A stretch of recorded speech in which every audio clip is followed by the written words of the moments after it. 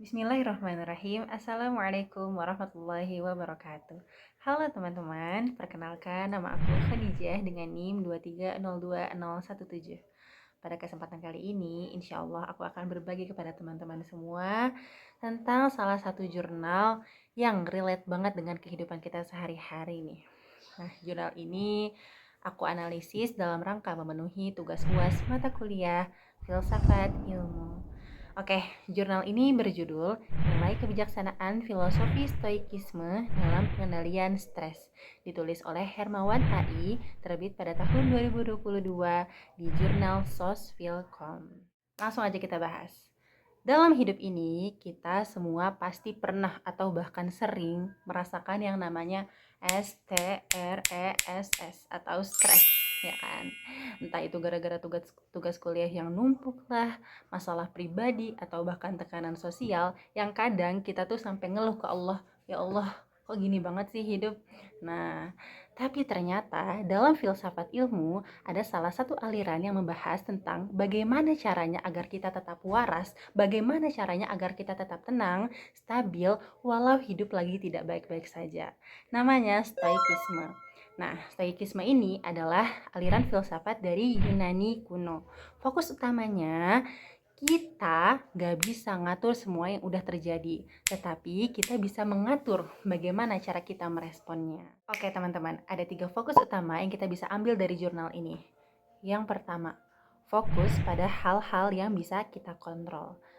Banyak hal yang terjadi di luar kontrol kita, contohnya seperti cuaca, omongan orang, nasib. Tapi ada juga hal-hal yang bisa kita kontrol, contohnya pikiran kita sendiri, emosi kita, dan itu menjadi tanggung jawab kita. Oke, yang kedua, nilai yang bisa kita ambil adalah melatih sabar dan menerima kenyataan. Sabar itu bukan berarti pasrah. Sabar itu tahu bahwa gagal bagian dari perjalanan. Gagal adalah bagian dari proses. Dan dari itu kita harus tetap bergerak, tetap belajar. Stoikisme mengajarkan kita kenyataan gak selalu enak. Tapi itu bukan berarti alasan untuk kita menyerah. Oke, nilai ketiga yang bisa kita ambil adalah melihat masalah sebagai guru. Masalah bukan untuk dikeluhkan, tetapi untuk dipahami.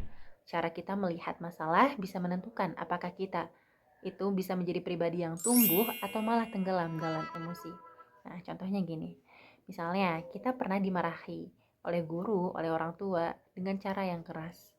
Tapi kalau misalnya kita cuma fokus ke sakit hatinya, maka kita bisa jadi orang yang pendendam atau minder.